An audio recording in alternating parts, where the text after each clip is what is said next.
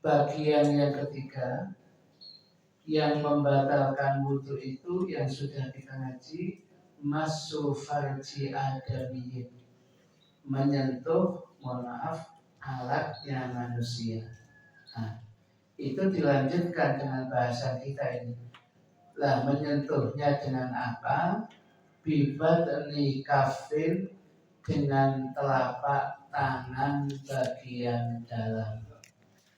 Bibatni kafin, dengan telapak tangan bagian dalam. Liqaulihi, dikarenakan ada sabda Kanjeng Nabi Muhammad sallallahu alaihi wasallam, dawuhipun Kanjeng Nabi, man massa farjahu, barang siapa yang massa menyentuh farjahu, alatnya, wa fi riwayatin, di dalam satu riwayat yang lain hadisnya mengatakan man massa dzakaron, barang siapa yang menyentuh, mohon maaf, alatnya laki-laki, falyatawaddo, maka dia wajib berwudu. Sebagaimana kita ketahui, lamnya falyatawaddo itu lamnya adalah lamul amr, lam perintah. Wal amru yadullu 'alal wujub, dan perintah menunjukkan akan kewajiban. Perintah menunjukkan akan kewajiban, sehingga falyatawaddo, maka wajib bagi dia untuk berwudu.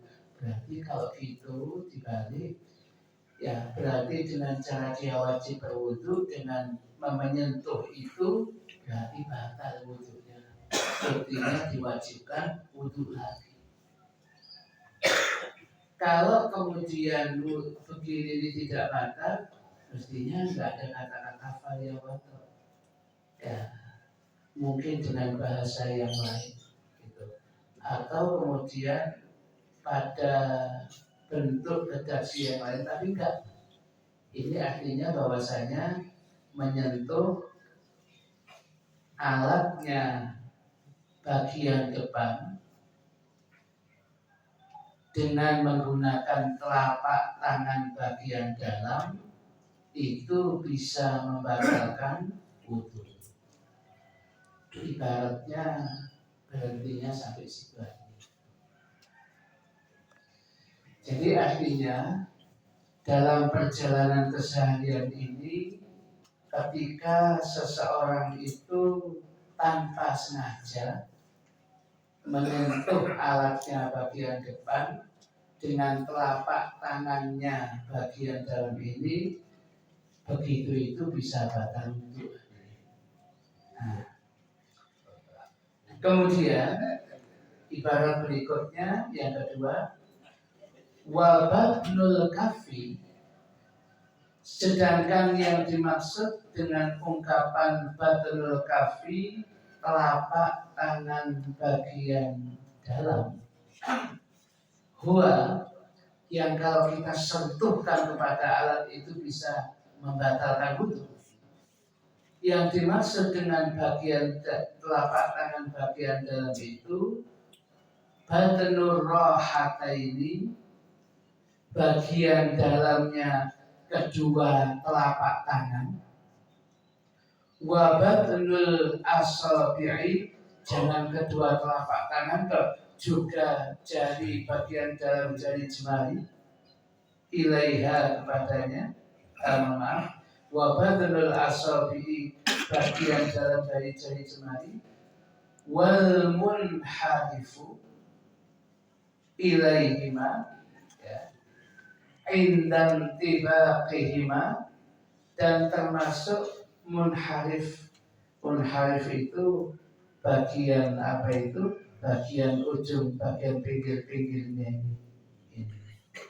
yang masih kategori dia adalah telapak tangan bagian dalam itu. Kemudian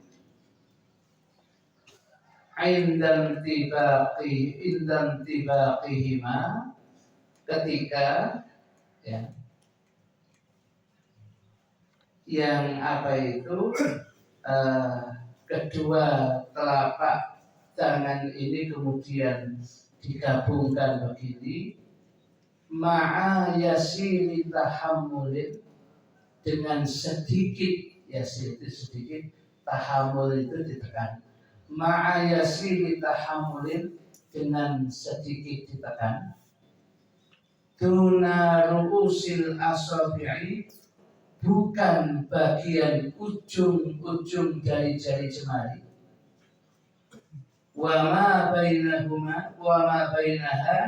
dan bukan apa-apa yang ada di antaranya, wa harfil kafi, dan ujung-ujungnya ya atau pinggirnya, wa harf itu pinggirnya, al kafi, telapak tangan bagian dalam. Jadi maksudnya ngeten, jenengan tinggal ya ini ya.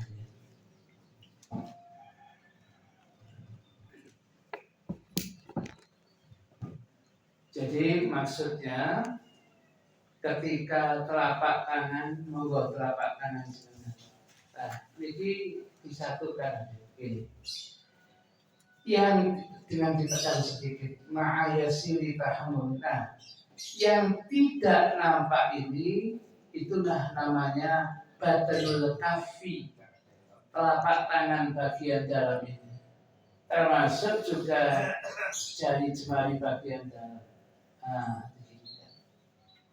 jadi apa yang ada pada apa yang tidak kelihatan ketika ditekan itu telapak tangan bagian dalam yang bisa membatalkan wudu.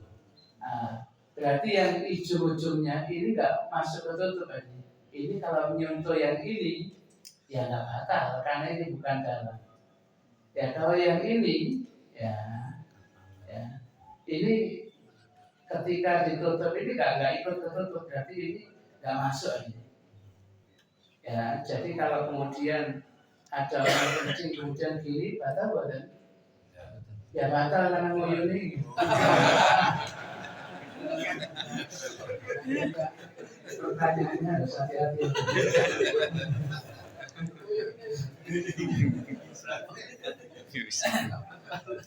Jangan fokus ini kini, fokus ini.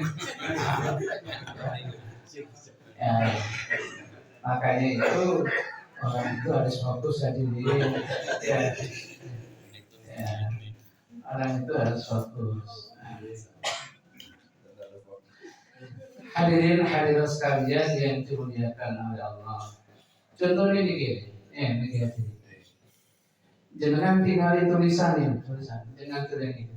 Fokus tulisannya. Oke. Nah, selama ini kan kita ini fokus tulisannya itu. Ya, lihatnya itu gitu. Rumah tangga itu sintelah fokus kesalahannya istri, kebaikannya ini kuning kan banyak lebih banyak.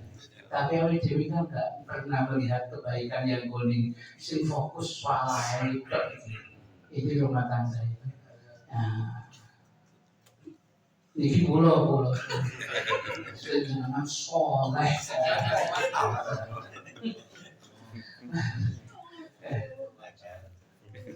Nah, hadirin hadirat sekalian yang dimuliakan oleh Allah, itu tadi yang disebutkan di dalam ungkapan telapak tangan bagian dalam itu. Ibarat berikutnya ya, warabi'uha, sekarang yang keempat.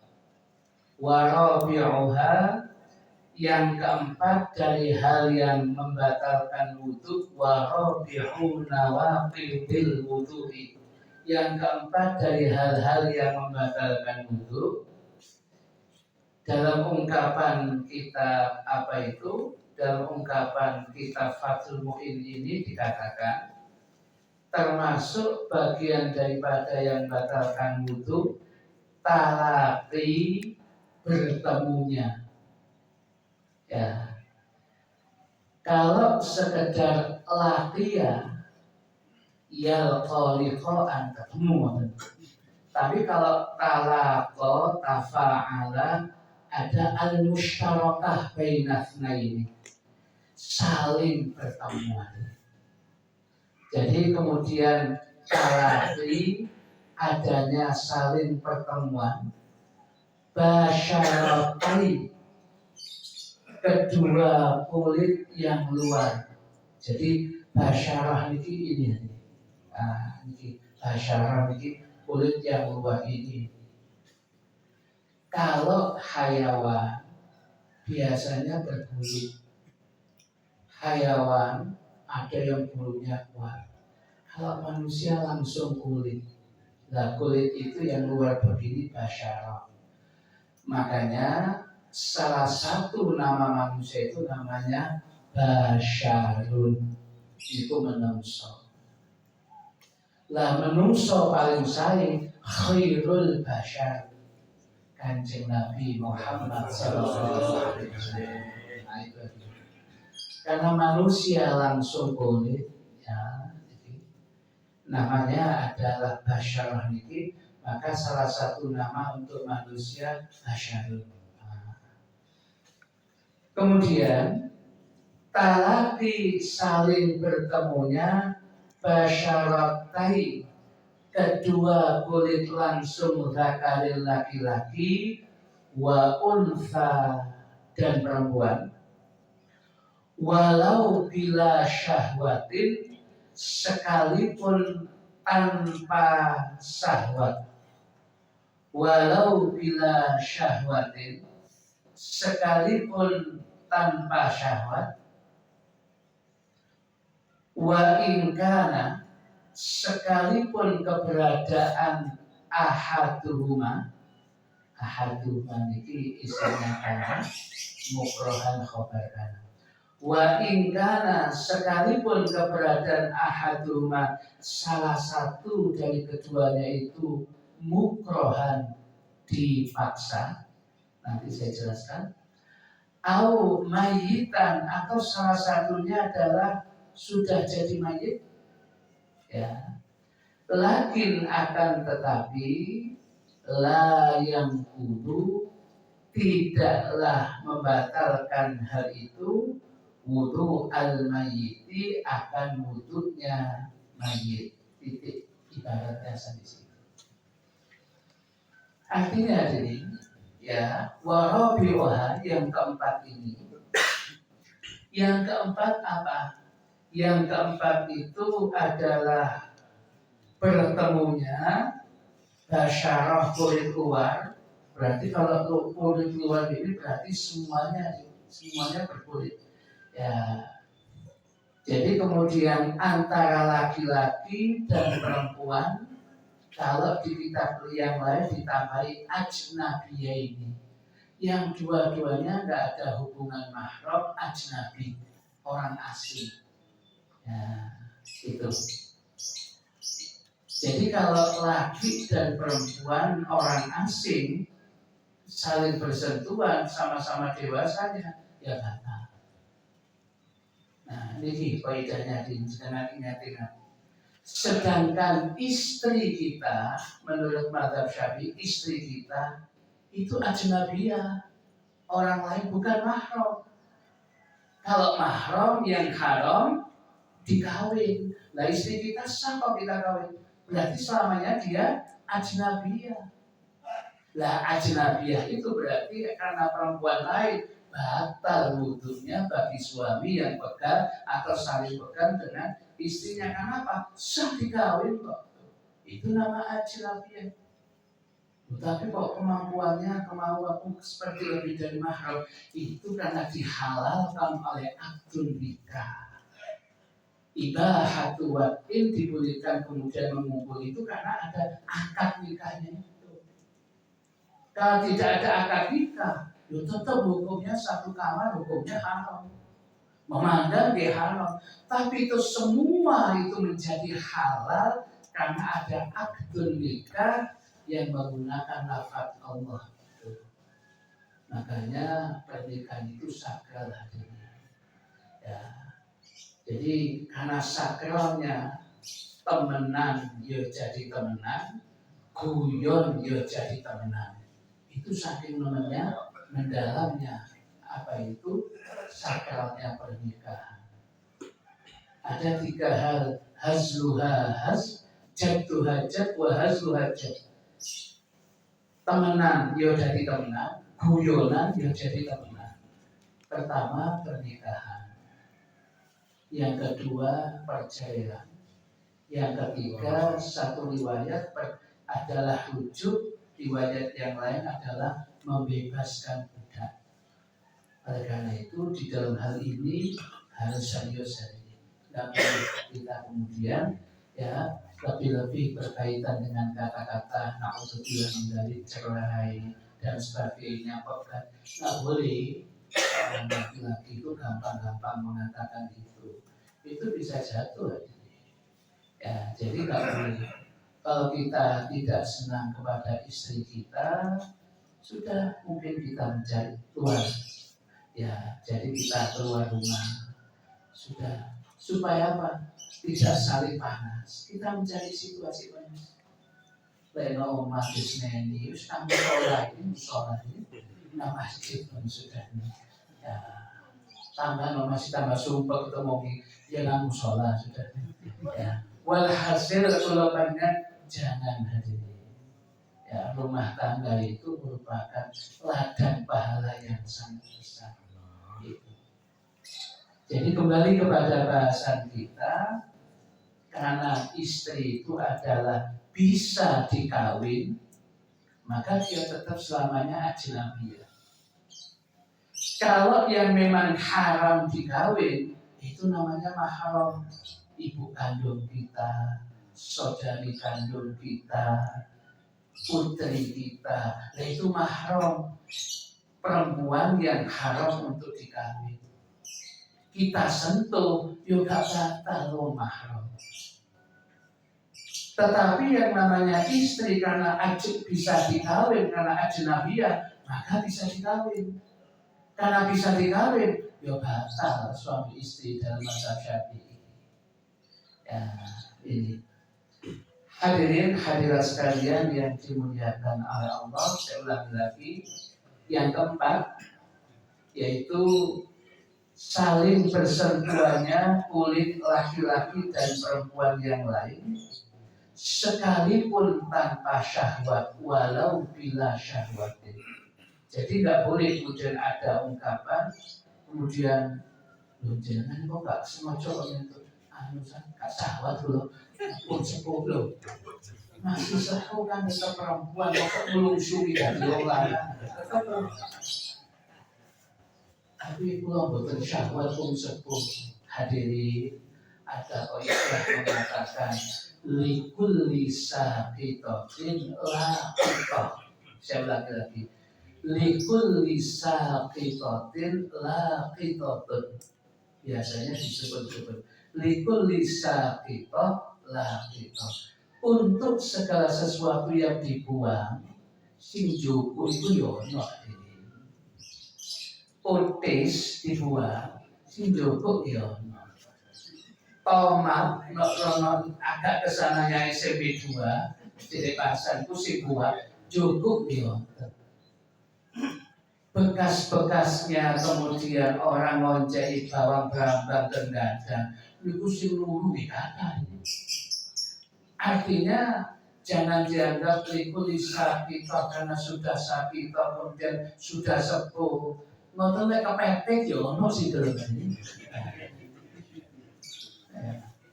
Jaluk ono kano, san jaluk ono kano bisa kue san sepodo ae oke betul. Boleh kan? Nah itu berarti batal itu. Ya batal untuknya. Sampun sepuh san posonya boten syahwat lho. Di dalam fikih dikatakan wonten kitab Fathul Mu'in walau bila syahwat, sekalipun tanpa syahwat.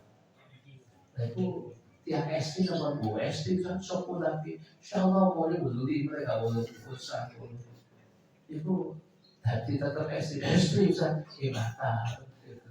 Tapi buatan syahwat, kan dari syahwat ya mulai pepet gak usah syahwat. Nah, walau bila syahwatin sekalipun tanpa syahwat batal betul. Kemudian Malik dikatakan dan fakih ini wa in kana ahaduhuma mukrahan. Sekalipun innya inghayah sengaja. Sekalipun keberadaan salah satunya yang laki bisa atau yang perempuan bisa posisinya mukrohan dipaksa. Artinya dipaksa untuk menyentuh. Ya, dia kemudian dipaksa untuk saling bersentuhan. Ya, dalam kondisi mukrohan disentuh itu biasanya fakihnya kalau mukroh itu hukum tidak berlaku. Orang kemudian katakanlah kemudian dipaksa dipepet, kemudian dengan dipistol, ayo kamu kel, mokel, ya jadi ini gak usah dipaksa, belum. Ayo, ini si jam 4, ayo sama kudu jam takdim, mokel udah, ya gak ini loh, akhirnya kemudian dia terpaksa karena demi nyawa dia makan. Ya, batal puasa begini itu tidak sampai dosa. Kenapa? Mukroh. Tapi soal kodok tetap kodok. Demikian saling bersentuhan. Kalau tidak ada unsur kemudian kesengajaan, namanya orang berjalan, no pasar saling bersentuhan tidak ada, ya kemudian kalau batal wudunya tetap lah dosanya, lah enggak sengaja. Atau di sini mukrohan dipaksa. Kalau dipaksa ya nggak sampai dosa, ya bersentuhannya dan sebagainya. Tapi batal wudu tetap batal wudu. Ada hukumnya yang harus diperhatikan. Au mayitah, atau kemudian bentuknya adalah yang salah satu yang menyentuh atau disentuh itu adalah mayit. Satu hidup, satunya mayit, kemudian yang hidup nyentuh mayit, mungkin ikut memandikan, mungkin saja benakno kain kafan, benakno pendoso, nggak sengaja tersentuh itu. Ya, makanya kalau sudah tersentuh, kemudian dua-duanya batal saat. Yang batal itu sing urip, yang hidup itu yang batal. Loh, lah yang mati kan nggak mukallaf, kan sudah tidak mukallaf, syariatnya sudah selesai. Makanya wajibnya mandi ini dialihkan kepada orang yang hidup untuk memandikannya. Andai dia bisa mandi, wajib harus diwedi. Ya, nanti mayat ini bisa sedikit, karena nggak bisa dimandikan dari itu. Lah, dimandikan ini kewajibannya bagi siapa? Ya bagi yang hidup, yang ada di tempat itu dalam bentuk hukumnya fardu kifayah. Itu, ya. Diberikan hukum fardu kifayah, bisa jadi satu orang tidak bisa melakukan karena teknik mandi itu juga ada tekniknya sendiri caranya. Mungkin yang ini, tapi kemudian semua terkena wajib. Begitu satu dua orang menyelesaikannya, yang lain gugur kewajibannya. Betapa besarnya orang yang kemudian menggugurkan kewajibannya, wong sak kampung, yang memandikan, yang menyolati, wong kampung juga 250. Cuma kemudian yang sholat di wong limo. Wong limo ini menyebabkan wong 245 gak dosa. Berapa banyak pahalanya 5 orang. Ya. Jangan soal kemudian biar usah kamu bilang cukup Yesus gugur kewajiban fardu kifayah itu sama jadi fa'ilnya, pelakunya.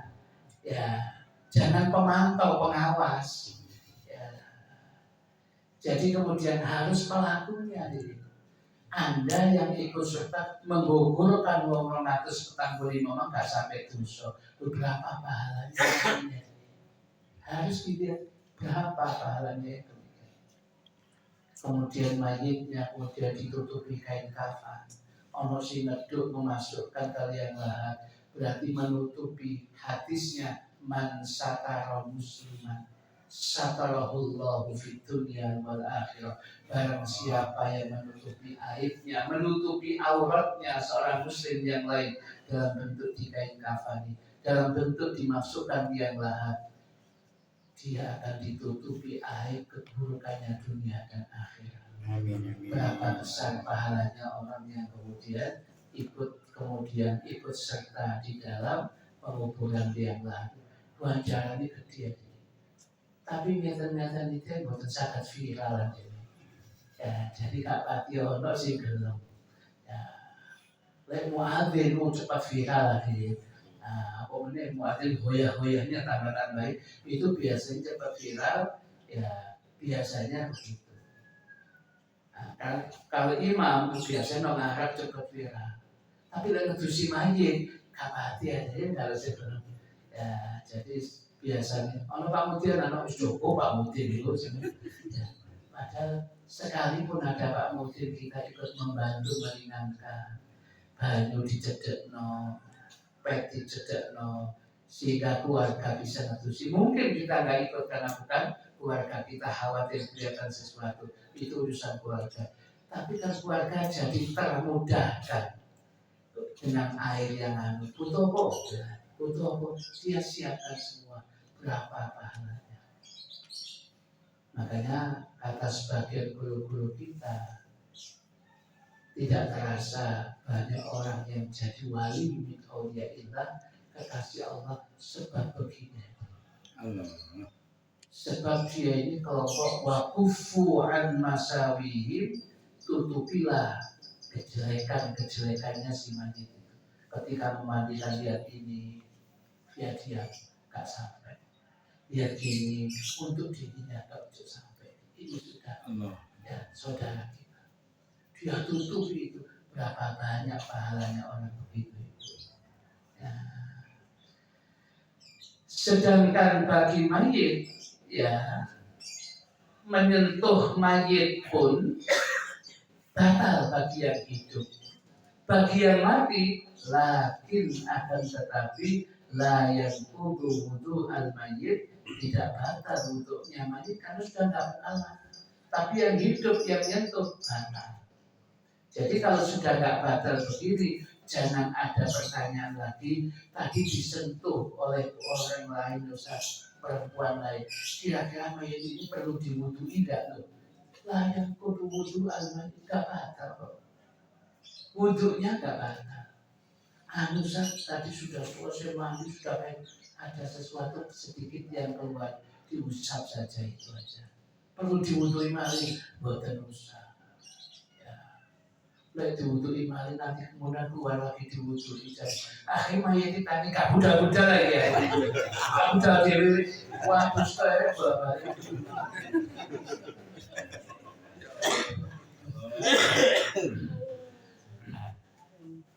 Nah, kemudian itu lakin layang wudu al mayit titik sampai itu aja ibaratnya selesai. Nah, sekarang ibarat berikutnya. Wal muradu, sedangkan yang dimaksud bil basyarati dengan basyarah kulit luar. Sedangkan yang dimaksud dengan ungkapan kulit luar huna di sini, nah ini. Yang dimaksud dengan basyarah kulit luar huna di sini itu ghairu sya'ri atau ghairu sya'ri, bukan bagian basyarah, berarti satu ghairu sya'ri selain rambut. Wasinni gigi. Wal-dhufri, ada yang baca dhufri atau yang dhufri ya. Wal-dhufri, apa ini itu? Kuku.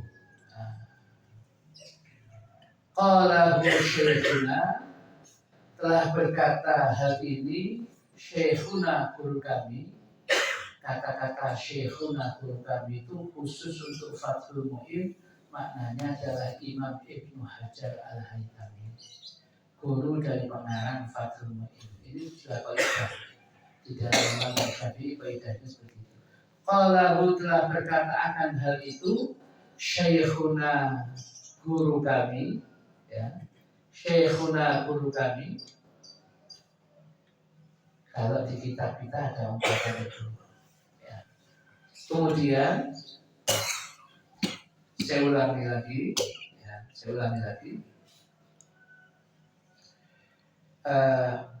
Yang dimaksud dengan ungkapan basyarah itu, ya kulit ini, ya. Di sini pokoknya ada yang dikecualikan. Tidak masuk dalam ungkapan basyarah kulitnya manusia itu sya'ar, rambut. Nah ini.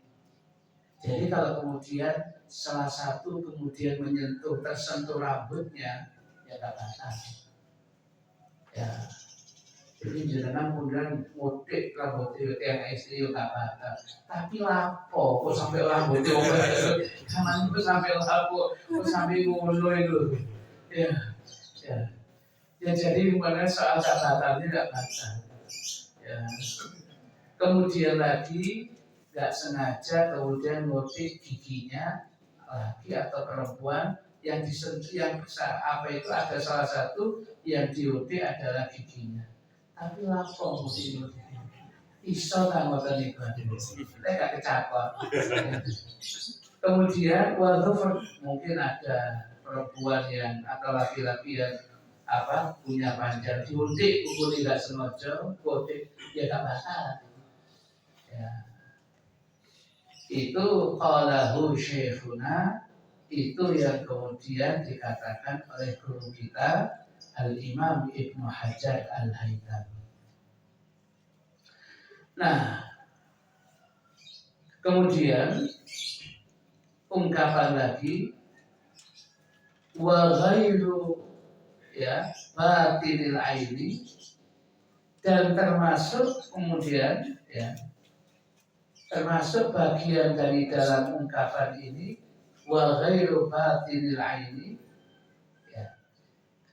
Jadi termasuk bagian dari yang kemudian dikecualikan adalah selain batinil aini, bagian dalam dari mata seseorang.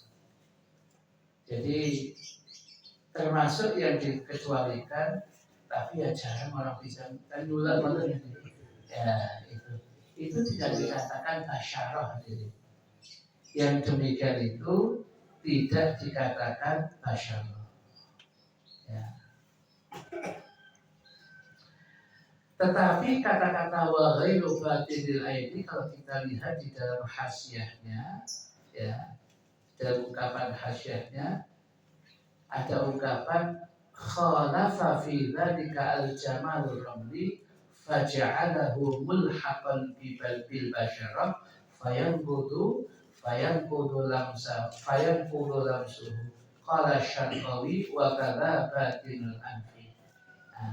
Jadi begini, bagaimana kalau orang kemudian nggak sengaja, nggak tahu caranya, kemudian yang diutik itu bagian dalam mata. Kalau dikatakan tidak terkena ininya, kulitnya ini langsung bagian mata, kedua itu kira-kira batal wudhu. Kalau dia motiknya langsung motik gini, itu menurut kita Fathul Mu'in batal. Tapi Al-Imam Jamaluddin Ar-Ramli buatan sepakat. Ya, apa bisa dia begitu? Orang kemudian kecil itu mesti menutup ini, dan itu kulit yang menutup itu. Sulit tadi. Boleh kemudian motor dikubedi, kan ada begitu. Ya, ada mata manusia besar tidak ada. Ya, orang kalau kecil itu mesti nutup, otomatis refleks itu. Dan itu mesti kena kulit. Begitu itu sulit. Termasuk kata Imam Jamaluddin Ramli dalam hadis itu wakada, termasuk itu wakada bibatnil kafi, bibatnil anfi, bagian dalam dari apa itu hidup nggak batal. Tapi ya opo orang menghindari kalau mungkin saya gitu, kali anu saya kok tapuk sama ya. Nah mungkin dokter mungkin kalau dokter mungkin tapi kan itu jualan ya, dokter pun tidak menggunakan tahanan alat tadi ya masa dokter itu sama dokter apa kalau ya semuanya menggunakan alat dan artinya begini ini memang bagian dalam bagian mata gak batal karena itu bukan bahasa Arab tapi apa iso. Nah makanya di sini disebutkan ya wadzalika yang semacam itu liqaulihi ta'ala dikarenakan firman Allah Ta'ala aula mastumun nisa termasuk bagian yang dikatakan batal wudu itu aula mastumun nisa ya kalian itu menyentuh wanita lain ya. Kata Imam Syafi'i ungkapan aula mastumun nisa An-Nisa ayat 43 beliau mengatakan ai lamastum lamasa maknanya lamasa sama dengan safaro nanti jadinya musafir safaro gitu. Wazan fa'ala kadang-kadang maknanya fa'al. Jadi ini kata Imam Syafi'i lamasa itu harus mustarokah baiklah ini saling ketemu tidak saling menyentuh yang enggak. Lamasa itu bisa jadi kata beliau maknanya lamasa pokoknya itu salah satu sudah cukup. Sama dengan safaro maknanya berpergian safar itu. Nanti bahwa musafir itu ya, jadi seperti itu aja. Artinya ketika seseorang itu kemudian dia kemudian lagi menyentuh perempuan menyentuh lagi dan yang saling bersentuhan itu yang menyentuhnya basyarahnya bukan yang rambut, gigi, apa ini aja tadi, kuku itu yang demikian ini. Kalau bukan ini semua, ya berarti kulit biasa. Nah, sampai di situ titiknya, ini ibaratnya sampai selesai. Nah, cara baca kitab itu selesai. Ini terakhir saya ini. Satu ibarat yang terakhir. Biasanya kalau guru terakhir mulai terakhir dikatakan di sini walau syakka seandainya ada seseorang itu ragu-ragu hal apakah malamasahu apakah malamasahu sesuatu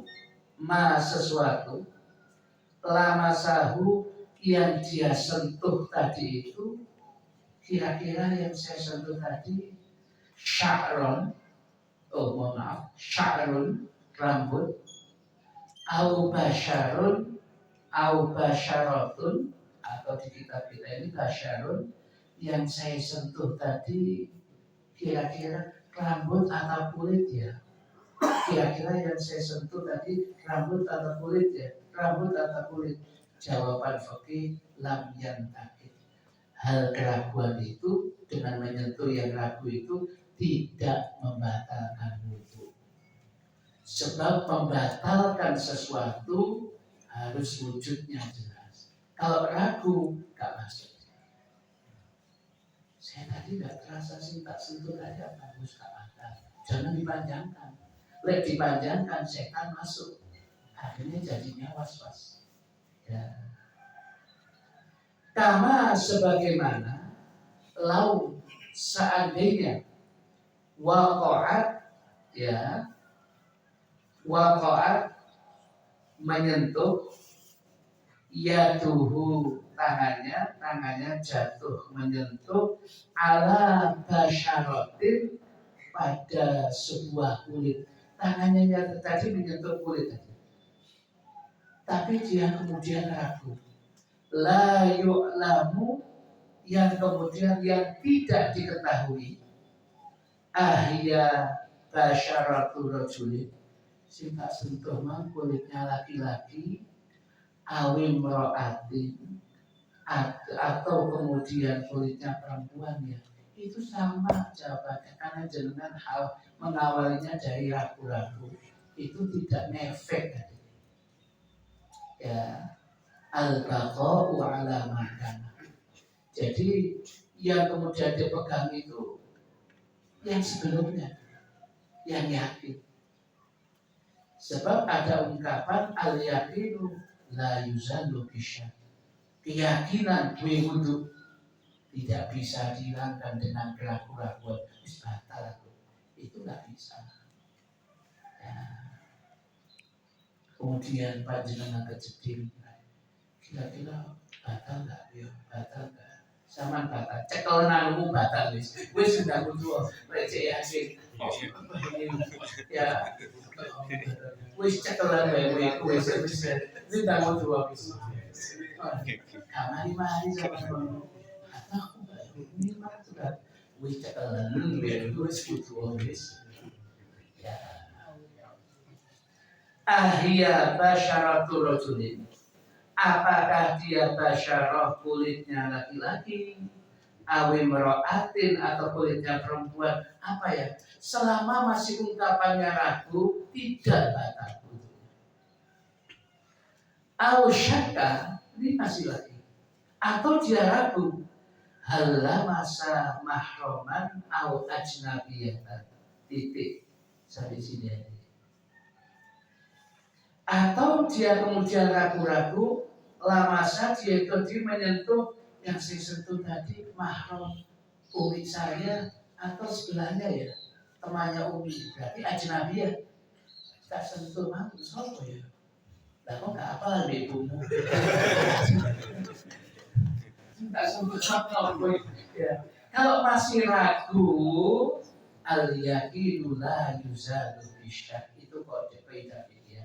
Keyakinan tidak bisa digagalkan, dihilangkan dengan keraguan-keraguan. Berarti ragu batal, tapi masih yakin. Kalau yakinnya, yakin punya wudhu, tak saya wudhu kok. Tapi kira-kira batal enggak ya? Enggak. Kalau sama masih ragu.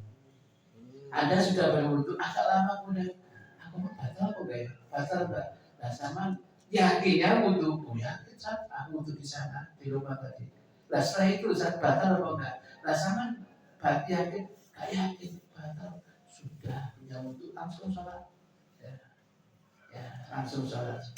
Jadi begitu. Jadi diwau beberapa hal yang intinya syak, intinya ragu, ya itu semua tidak bisa menghilangkan keyakinan. Yang tadi awalnya adalah wudhu. Demikian pula kalau dibalik. Yakin belum wudhu atau yakin batal kemudian mau wudhu apa enggak ya mau wudhu wah itu wudhu itu sama batal ya belum wudhu sama titik aja nih waqala syekhuna kita baca pada kesempatan kita jangan baca pakai sampai itu ditanda-tanda ya itu ibaratnya sampai insyaallah akan kita sambung pada pengajian berikutnya. Kalau ada yang mau tanya, monggo bapak-bapak dulu. Nah, ada yang mau tanya? Boleh monggo. Assalamualaikum. Waalaikumsalam. Jadi kalau menyentuh laki perempuan, batal hukumnya. Semuanya yang menyentuh itu orang laki menyerupai perempuan atau perempuan menyerupai laki. Kita tidak tahu bagaimana. Iya. Bisa jadi terjadi seperti itu. Jadi kalau kemudian yang kita sentuh ini tadi adalah sebenarnya kan dia laki-laki menyerupai perempuan. Berarti hakikatnya lanang itu adalah laki itu. Jadi tidak batal. Tapi bendino sampai andro kae. Tapi ngono ya. Mana bisa dijual. Kumpul mulai SD gitu ya. Ya berarti itu kalau sudah seperti itu berarti itu adalah laki-laki. Kalau tampilannya begitu, nah itu masuk hadis yang diharamkan. La'anallahul mutasyabbihin bil nisa wal mutasyabbihat bil rijal. Ya, Allah itu melaknat kelompok laki-laki yang menyerupai perempuan atau kelompok kemudian perempuan yang menyerupai laki-laki. Ini kira-kira lanang atau itu? Itu usah, tapi tak kalau berantem anak perahu itu. Biar koncoku nek bisa mendari ngono lho. Loh kalau begitu, ya berarti kalau laki yang menyerupai perempuan, perempuan menyerupai laki, ya hukumnya tetap laki atau hukumnya tetap perempuan. Kita bersentuhan dengan yang demikian itu, hukumnya tetap gak batal kalau kemudian memang asalnya laki-laki. Atau tampilannya laki-laki, ya, tapi perempuan. Malah celana papa kok, ya. Itu besar, ya. Dan kalau seperti itu, batal. Ya, begitu itu batal. Gitu. Ya. Yang sulit itu adalah bahasa fikihnya namanya khunsa. Kita artikan banji, makanya di dalam fikih ditambahin al-mushkil. Orang yang menyulitkan ulama fikih untuk menentukan statusnya. Maka orang fikih ini harus ditentukan statusnya karena membuat bingung banyak orang. Loh, sama ini saja ini lanang kok wedok sih mbak. Kurang iki laporan mas, lanang orang wedok orang. Loh, dan saya malam Jumat kalau ini kayak tahlil sampai bapak-bapak. Nah saya ini pak ibu muslimat, kita gantung situasi kan repot tadi. Kita mau salaman itu bingung lah. Mas batal gitu. Ya, itu yang membingungkan. Ya, itu. Maka ulama fikih khunsa muskil itu harus ditentukan. Karena fikih kita jelas lakinya dan jelas perempuannya. Lanang itu bukan sami ya, artinya dalam bentuk fikihnya. Kalau di hadapan Allah sama. Setiap apapun pokoknya ibadah di hadapan Allah sama. Tapi ungkapan dari ibunya Sayyidatuna Maryam di dalam surat Maryam mengatakan walaisal dzakaru kal untha. Ya, lanang gak bodoh begitu. Semuanya ada bahasanya sendiri-sendiri. Ya, saya kira begitu. Ada lagi Bapak sebelum Ibu ya, sebentar Bu ya ini. Monggo Bapak-bapak sekali setelah itu langsung Ibu-ibu siap Bu ya.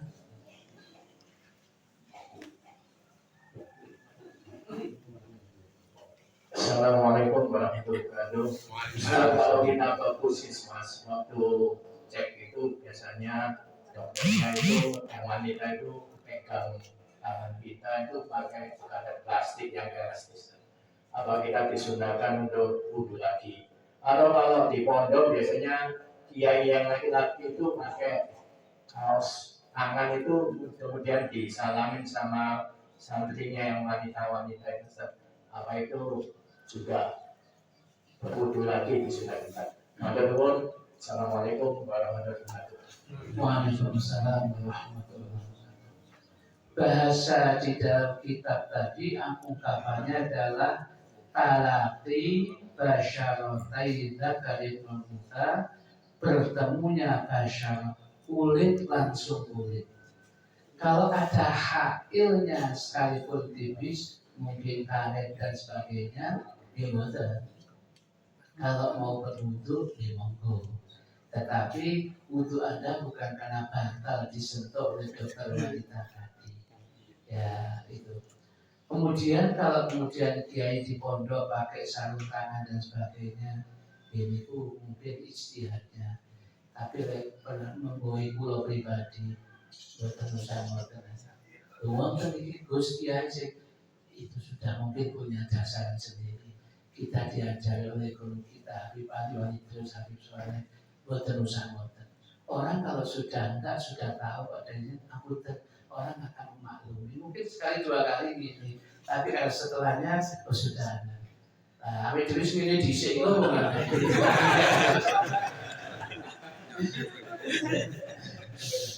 aslinya luar biasa, buatan usaha. Kalau ada kiai atau ulama itu mungkin punya ijtihad. Kita nggak tahu, sudah nggak usah kita bahas. Nanti malah kemudian menjatuhkan, belum, bukan waktunya kita. Ya orang awam, bagi kita yakinkan bahwasanya guru-guru kita dulu mengajari buatan-buatan. Ya begitu tidak sampun buatan awam. Ya jadi begitu. Ya. Nah itu bagaimana dia tanya hukumnya yang menjadikan itu aja. Kalau kita bukan dan bosan terlalu kita bahas panjang, khawatir nanti kemudian ya saling tidak kemudian semua bisa jadi ada ilmunya. Ya, gitu. Kalau kita ya boten asal laki perempuan kemudian yang bukan mahramnya bersalaman musafahah ini boten asal yang demikian. Saya kira seperti itu. Cukup ya Bapak-bapak. Ya, sudah. Ibu-ibu monggo ada yang tanya. Assalamualaikum warahmatullahi wabarakatuh. Waalaikumsalam. Ustaz, kalau memandikan mayit itu wudhunya sebelum mandi atau sesudah mandi? Terus apakah orang yang memandikan mayit itu harus kalau mau mewudhui harus punya wudhu? Terima kasih. Wassalamualaikum warahmatullahi wabarakatuh. Waalaikumsalam warahmatullahi wabarakatuh. Jadi pertanyaannya begini. Pertanyaannya bagus karena begini, maksudnya beliaunya begini. Biasanya ketika orang mandi besar itu kan disunahkan wudhu dulu aja ketika mau mandi besar. Wudhu dulu baru kemudian mandi besar. Nah ini kalau orangnya meninggal, orangnya wafat, iki wudhu diadusi atau diadusi wudhu. Kan fikihnya berarti beliau kan sudah meninggal. Wajibnya bagi dia ini adalah mandi besar, yaitu mandi besar.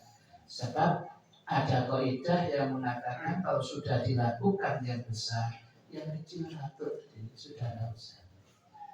Tetapi berarti wudhu kita ini setelah memandikan, yang hukumnya fardhu kifayah, kemudian memwudhui itu hukumnya sunnah. Ya, oleh karena itu, jadi mandi dulu, baru kemudian wudhu. Biasanya yang hidup itu sunahkan wudhu dulu, baru mandi besar. Ketika mandi besar kok nyentuh itunya, nanti wudhu lagi. Bukan karena nyentuhnya, tapi kesunahan wudhu sebelum mandi besar ada. Nah itu maksudnya yang ditanyakan. Setelah berwudu, setelah memandikan wudhui, bagi yang hidup yang memandikan, idealnya dia ikut mandi. Jadi jangan di situ. Ya. Jadi dia itu mandi untuk mensucikan dirinya. Ya. Sedangkan bagi yang membawa keranda pendusun itu disunahkan setelah itu wudu sendiri. Benar? Ada lagi ibu-ibu yang mau tanya? Kalau enggak saya jawab pertanyaan ini. Oh sudah ya, saya jawab ini. Ada pertanyaan setelah salam, kata Ustaz, sholat sunnah itu bisa digabung dengan sholat sunnah-sunnah yang lain. Ya, seperti sholat sunnah wudhu, obat, hajat, dan lain-lain. Yang saya tanyakan, surat apa yang paling afdal dibaca pada rakaat pertama dan rakaat yang kedua? Apa surat An-Nisa ayat 64 plus 110?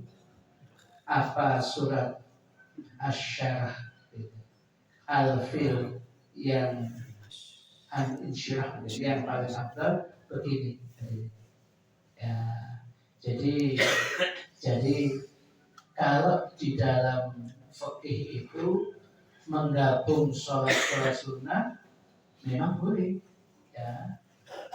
Ya, yang demikian itu ada niat yang musyarakah yang boleh digabung, termasuk sholat sunnah ini. Kemudian lagi soal surat apa yang kemudian paling afdal tidak disebutkan secara spesifik, secara khusus, baik hadis maupun yang saya ketahui maupun ibarat.